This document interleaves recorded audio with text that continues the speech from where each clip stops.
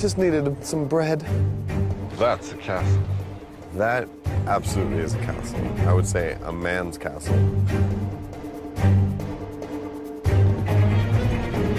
So we're at the Warwick Castle. Yeah. Which there was never really an actual battle or a siege of this castle, but it... Not during the wars. But they played an integral part politically. Yeah. As far as, you know, who owned this. It was owned by Richard Neville, who was the Earl of Warwick. And he also has been called the Kingmaker by the Victorians. But he was really one of the key figures who sort of started the whole thing.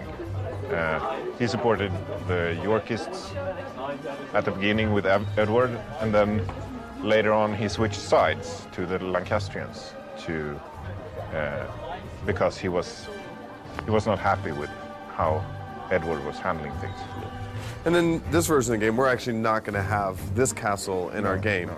But the castle we are going to have in the game it's not as well preserved as this. So we've actually come here because we wanted to get as accurate as possible you know, representation of what a castle at that time would have looked like.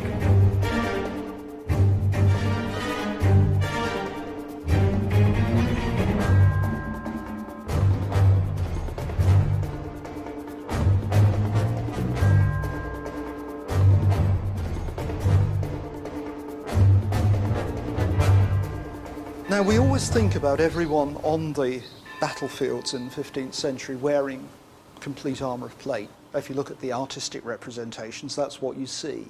But that's just not true. When you look at the more detailed records, you find that the vast majority of archers and billmen on both sides, where there is any evidence, had hardly any protection at all. And sometimes the protection they had isn't what you think. Most complete plate armours for the men-at-arms have a helmet called a sallet, and we know what that's like, wonderful visored thing worn with a bevel which fits onto your plate defences. But this is a sallet as well.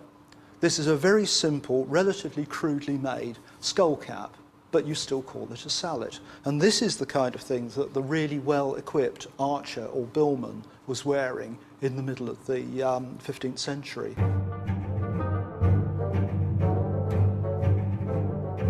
Originally, the armour was left black like this because it's more resilient to the weather conditions up here in North Europe. We have winter, we have rain, it's always damp.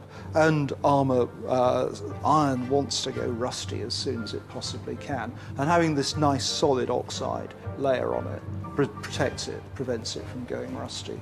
But the idea that armour ought to be bright and shiny comes in with the Gothic revival in the late 18th and early 19th century. There's a lot of debate why the Wars of the Roses were so brutal and bloody. A lot of the remains, they don't seem to have just been given one blow to the head, for instance, but often many, many blows. In fact, some of them had their whole faces obliterated. There are cases of what can only be just mutilation, ear cutting off, even trophy, it implies trophy getting. It's not very, very pleasant at all.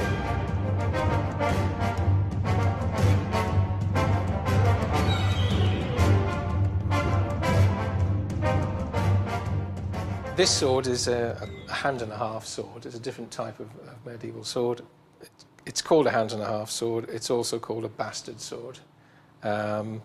Quite simply, it was a sword that could be used with two hands, like a two-hander, to deliver a more powerful blow. Obviously, the main purpose of a sword is its blade. That's the main part, and that's what you will use. And it can be used to strike with and give cutting blows, obviously with these edges. On this sword, it's double-edged.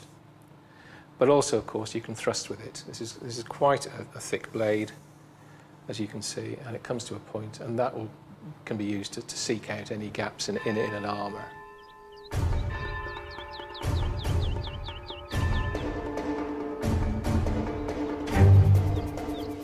Here we're bringing some short hafted staff weapons. One is the mace, which is this one, and the other is a horseman's hammer. But as you can see, it's got this hammer head, which is faceted, which means if it comes into contact with the smooth surface of a plate armour, it's going to grasp, it's not going to slide off. Then the other thing is, if you meet an unarmoured opponent, you can basically just whack them with that, and the result can be seen here on the type of wound that a spike like this can give.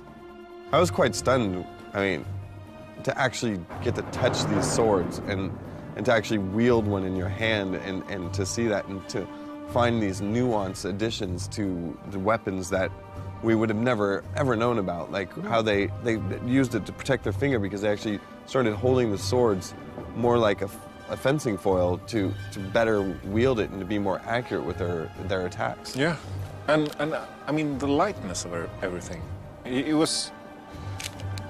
I was totally convinced they were all like solid metal or wood or whatever. Yeah, I weighed like 5 kilos or something. The sheer engineering of this was just unbelievable. Yeah, but I mean, either it worked or you die.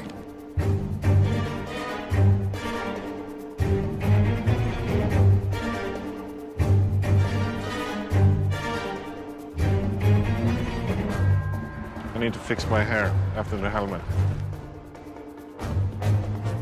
Medieval knights, the knights back then, had a sense of humor, so they shaped it like their balls. Bullock. This is a bullock dagger, and that's where you get the term bullocks.